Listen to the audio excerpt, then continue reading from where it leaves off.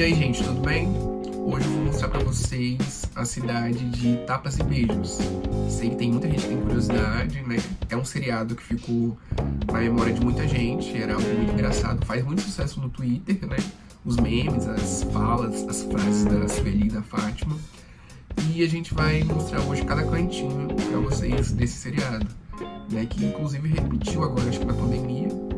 Mas é um seriado que já tem 11 anos, desde 2011. Um seriado que tem bastante tempo, mas é um seriado muito atual, né? Pelo menos a cenografia, assim, ela continua a mesma coisa. É um tipo de cenografia que me chamou muita atenção. Eu não assisti esse seriado por completo, eu assisti episódios jogados atualmente.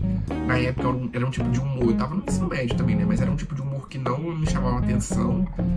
E eu percebi que é um humor muito... apesar de atingir a massa, não é um humor muito direto, né? Muito didático. É um humor mais... Sim, você tem que vivenciar esse tipo de situação na sua vida pra você entender quando você vê na tela e você dá risada, mais ou menos assim, vamos dizer, né? Porque a Fernanda Torres, ela é muito engraçada. Mas, assim, ela tem um humor mais específico, ela é engraçada por si só, mas ela, nas séries da Globo, assim, eu acho que ela tem um humor mais específico. Mas a cenografia, ela representa bem Copacabana, é um tipo de cenografia que me chamou muita atenção porque é muito fiel. Poucas vezes eu vi, assim, muito fiel na Globo, né? Esse tipo de cenografia se aproximou muito da realidade que é Copacabana. Muita gente acha que esse tipo de construção, que essas construções, o Djalma Noivas, o Cisne Rosa, a Laconga, o Rei do Beirute, existe lá em Copacabana. Muita gente que, eu quero visitar, eu quero ir lá em Copacabana só pra comer um quibe no seu chalita, né? E não, essa construção existiu lá no Projac, essa cidade lá no Projac, até pra poder viabilizar pra eles, né? Não tem como eles pararem na cidade pra poder gravar. Isso fazia muito, mas hoje não é mais viável. Então eles construíram lá no Projac.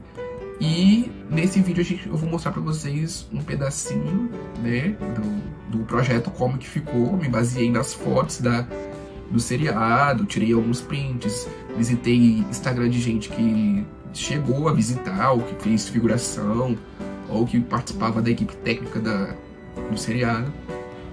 E vou mostrar pra vocês, acompanhem aí no vídeo.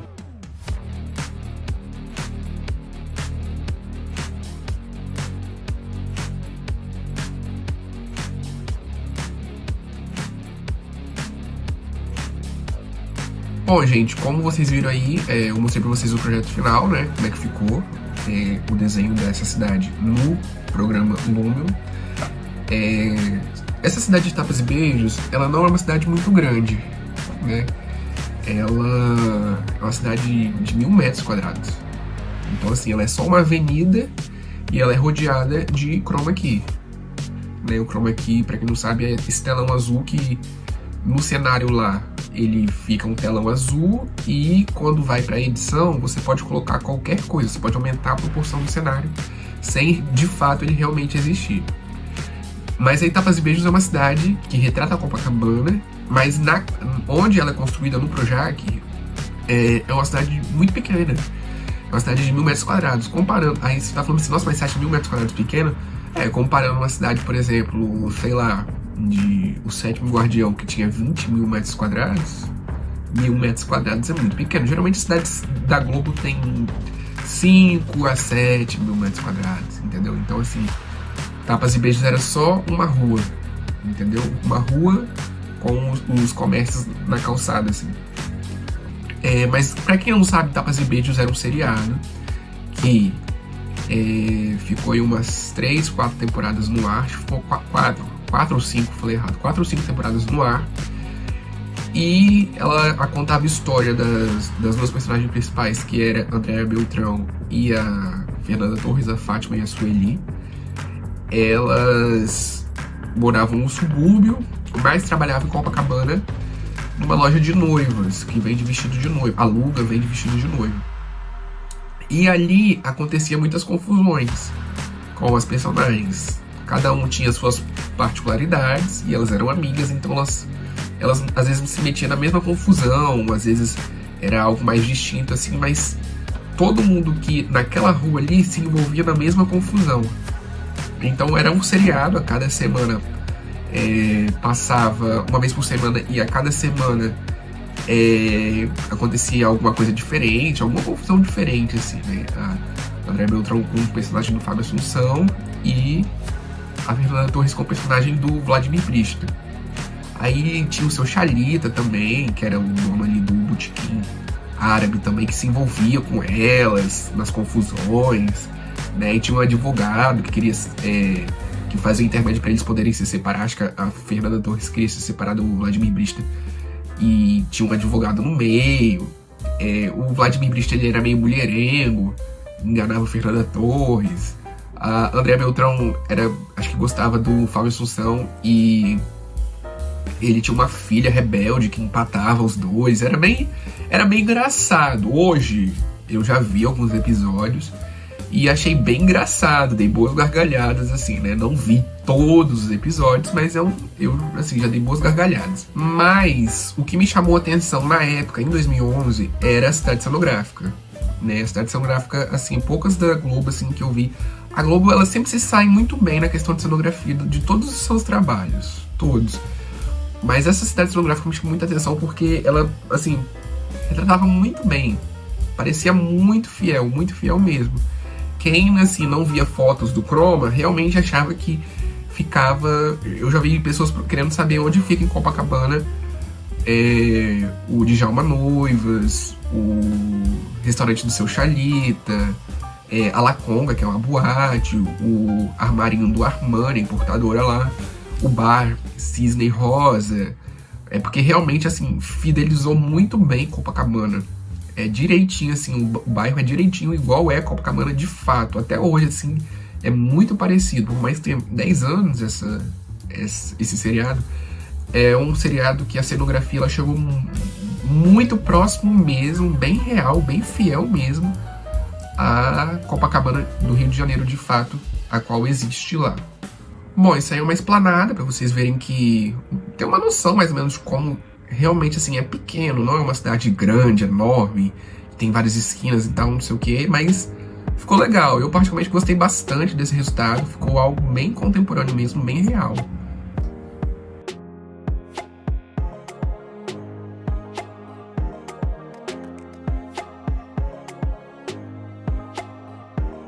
Aí uma visão superior, né, pra vocês verem como que ficou. Não é uma cidade grande, enorme. Aí vou mostrar pra vocês de um lado da calçada são 3 construções e do outro lado são outras 2 construções. A gente vai começar pela Clotilde, né, que é um armarinho. Já teve vez que eu acho que aí foi a importadora do Armani. Como eu já disse, eu não assisti a temporada toda, então não consegui observar isso bem. Se tiver errado, vocês me corrijam, mas eu acredito que aqui já foi também a importadora do Armani, né? Que é tipo uma papelaria, alguma coisa assim, né? Que se encontra de tudo um pouco, material escolar. Mas já teve outros nomes também, eu vou colocar aqui pra vocês verem.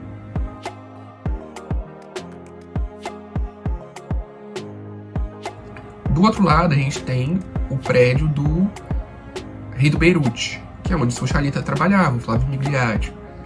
Então, assim, sempre que aquelas meninas iam almoçar, comer alguma coisa, elas iam ali no Rei do Beirute e sempre se envolviam em grandes confusões, né?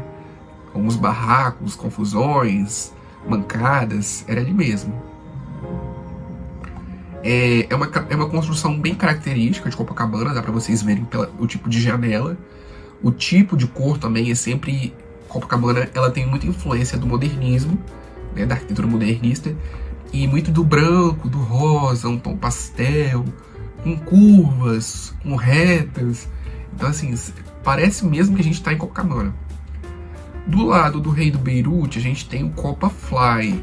Isso tem demais na Copacabana real, né? Tem muito disso, loja de viagens, turismo, né? Como eu já falei anteriormente, já foi um outro tipo de loja. A construção permaneceu a mesma, mas já foi um outro tipo de loja. E aí eu não sei se é antes ou se é depois, né? Se o Copafly, porque eu me baseei em uma e falei, vou criar essa. Mas aí o Copafly também já foi tipo uma agência de banco, banco de crédito. Por isso que vocês podem estar falando assim, eu não lembro do Copa Fly, mas eu lembro do banco de crédito.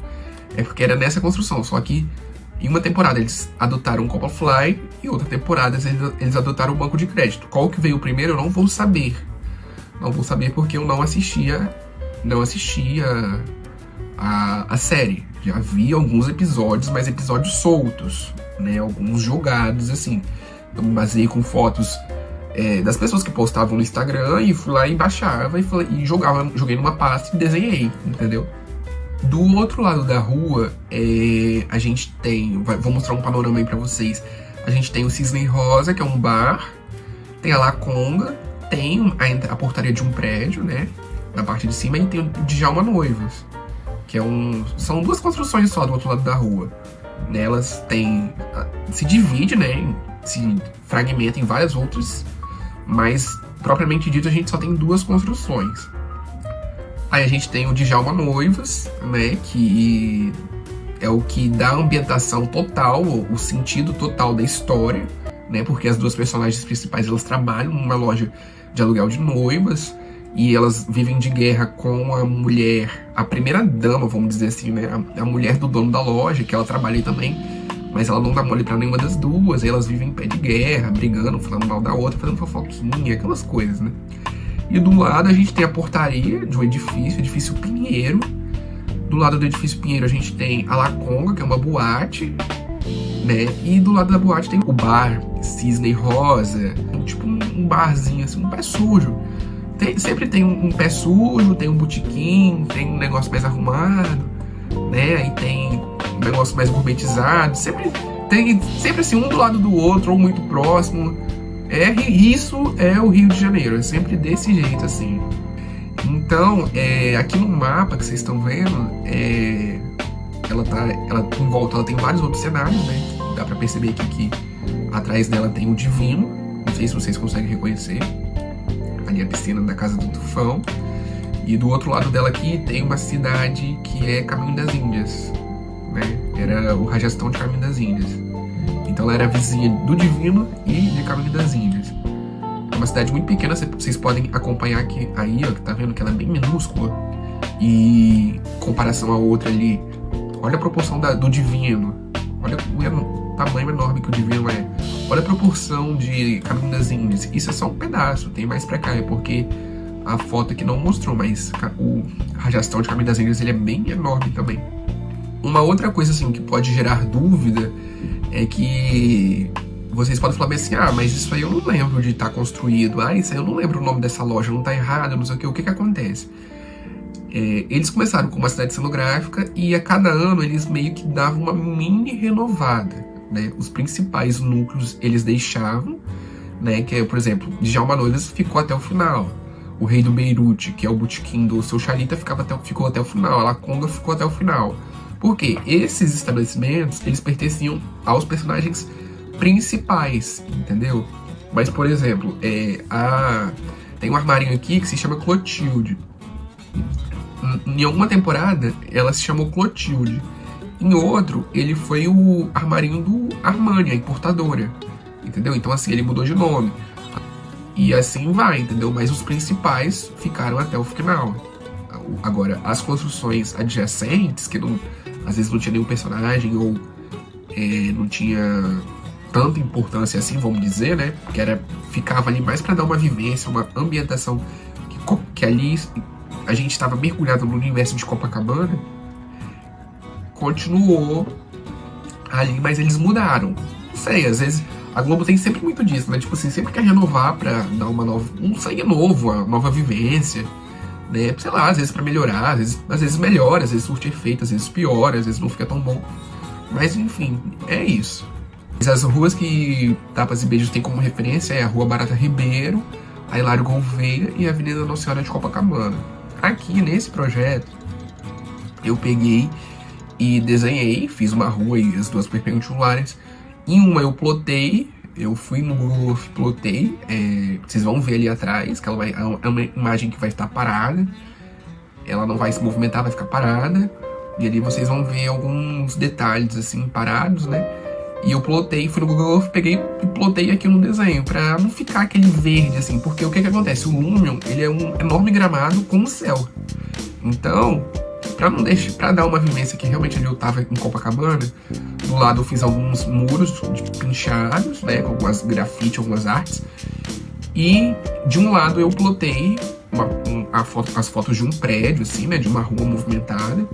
E do outro eu deixei sem, porque se eu colocasse, na hora de girar a câmera, eu ia esbarrar, eu ia ficar batendo toda hora, então na hora de gravar isso é um saco. Então em uma eu plotei de fato, coloquei assim pra vocês verem, e a quarta parede, vamos dizer assim, é onde não tem nada, é um buraco, vamos dizer assim, né. Bom, gente, é isso, espero que vocês tenham gostado. Eu particularmente gostei também desse projeto, um projeto contemporâneo, assim, né, ele ficou bem próximo da realidade. O de época é mais difícil de fazer, né, que é muito mais detalhe, né, o tipo de céu de época também é meio diferente. Mas esse contemporâneo eu gostei bastante. Comenta aí o que vocês acharam, se vocês não gostaram, se vocês gostaram, se vocês descobriram algum bastidor que vocês não sabiam. E fala aí se vocês querem uma novela, eu tô pra vir aí com Lado a Lado, vim com Senhora do Destino aí também, o Cravo e a Rosa também, ela já tá pronta, eu vou vir gravar nos próximos vídeos, mas se vocês querem alguma novela específica, comenta aí, que eu vou lá e faço, só vocês falarem, me pedir que eu faço. Valeu, um abraço, até mais.